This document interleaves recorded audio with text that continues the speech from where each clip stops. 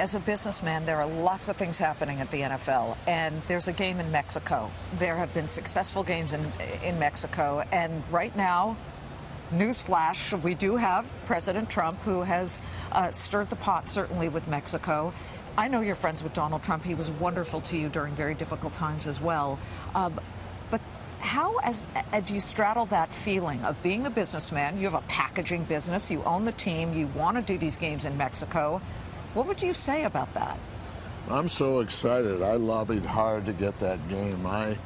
We have a huge fan club in Mexico, and I think actually our game, in some way, we're going to try to figure out how that can help our two countries. I mean, our cultures are intertwined.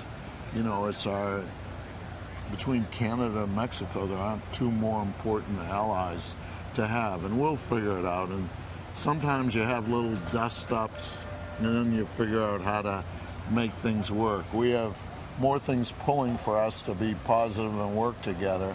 And I hope our game, in a small way, is a vehicle for doing that. Well, maybe it will bridge versus build walls. Is that what I'm hearing you say? Build bridges, yeah. We'll build the bridge over the wall. When it comes to the NFL game in Mexico. So, as we look at all that's happening, you've got all those rings, but you're missing one. Vladimir Putin stole your ring. Have you talked to President Trump to say, hey, get my ring back from Vladimir Putin? Well, maybe what we'll do is, if we have the privilege of winning another one, maybe we make a ring for him with 5, and maybe we can do a trade. You want that ring back? I mean, in all seriousness. Well, it has emotional value.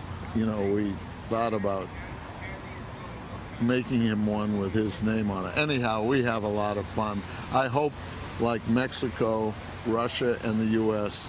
can have better relations. They have a lot of nuclear missiles pointed to the East Coast. I think we got to chill. And if he wants a ring, he can have any ring he wants, as long as he treats America well. And as we look at America, how do you think we're doing in this first early stage of the new presidency? Well, I think it's a little early to tell. I think the intent, you know, the most important thing for me as I look back over the last decade, I think that working class people and poor people really have seen their standard of living going down, which isn't good for anyone. And I hope that the new administration's policies are a catalytic agent to creating new jobs, good paying jobs that can filter into the inner city and help everyone have a chance. And then we got to do something about education. Those are the 2 priorities for me. Well, as we finish up, the Roger Goodell question: will he come back to Gillette Stadium in Boston and come see a game at some point?